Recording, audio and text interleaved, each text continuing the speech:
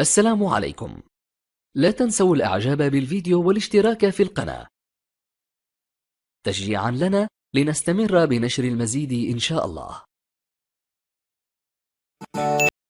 مرحبا حبايب، شلونكم؟ اليوم رجعنا لكم بطبخة جديدة، هو الحمام. راح نحمس الحمام، حمسة الحمام يعني بس اسلقه واحمسه واحط له بهارات. اشوف لكم اياه شلون نسوي. هاي عندي هنا 12 طير حمام.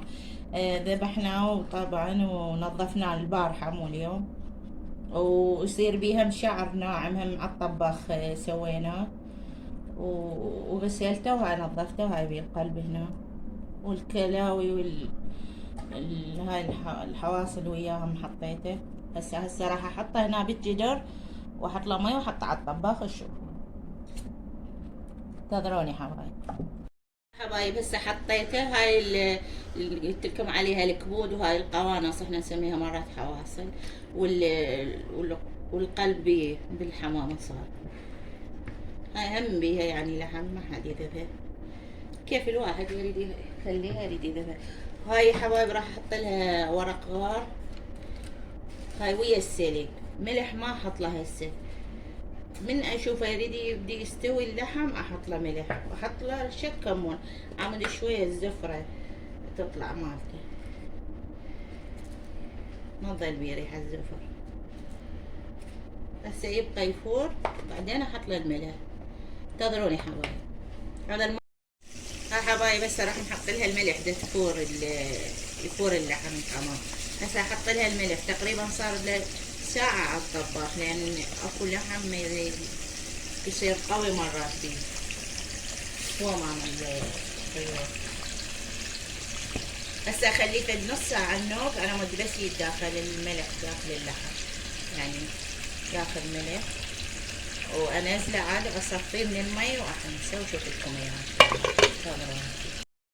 يا حبايب هسه نشفت صفيت الحمام من المي، بقي المي قليل يعني.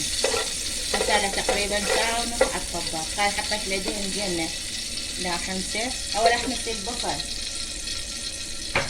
هاي عندي هنا بصلايتين صغار وراس فلفل صغير بالتجربة، يعني انا ما احط له فلفل، بس قلت خليه احط له يصير طعمه طيب الفلفل وياه وكل شي يصير.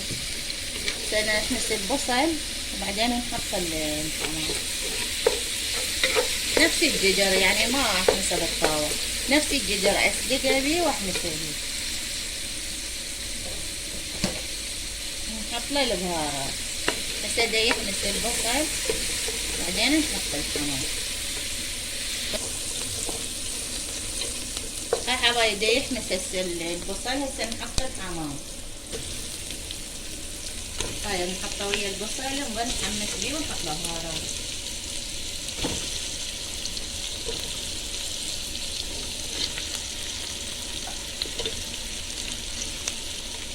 هو مستوي هسه، يعني بيه مرات تطلع وحدات يعني من عده يصير لحمه، يطلع لحمه قوي لانها كبيره، بس هذا كله يعني بعد لحمه طري يعني مستوي، استوى بسرعه.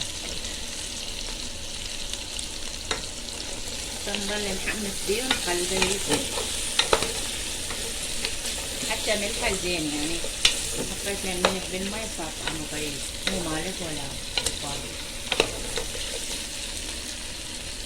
هاي حبايب البهارات.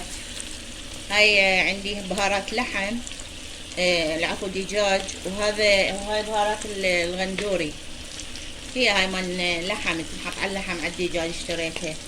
وهذا كاري وفلفل اسود، وهاي شوية جوز الطيب، يعني من كل شي خرشوقة شاي. بس الكاري لا زيدت، يعني الكاري احنا من قبل نحط لها كاري يصير طعمه كلش طيب.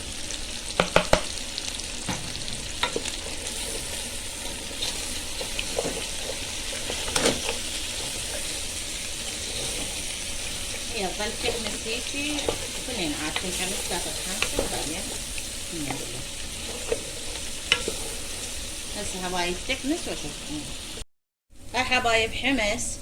هسه ارش له شوية رشة سماق بالنهاية، يعني اللي يحب الحموضة، وشوية دبس الرمان، شوية ينطي طعم طيب وتقدمه. واذا شوفوا هو يعني ما ينحمس بالجدر عادي بالطاوة يعني تحمسوه مو مشكلة. يلا هاي حبايب خلصنا حمسة الحمام، وهاي كملناه وتسووه بتاكلوه بألف عافية، وتقدمون وياه خضرة أي شي يعني بصل أي شي تحبون تاكلون وياه، ويا الخبز تاكلوه هيجي يعني خالي بلا خبز مو مشكلة، وتسووه تاكلوه بألف عافية ومع السلامة.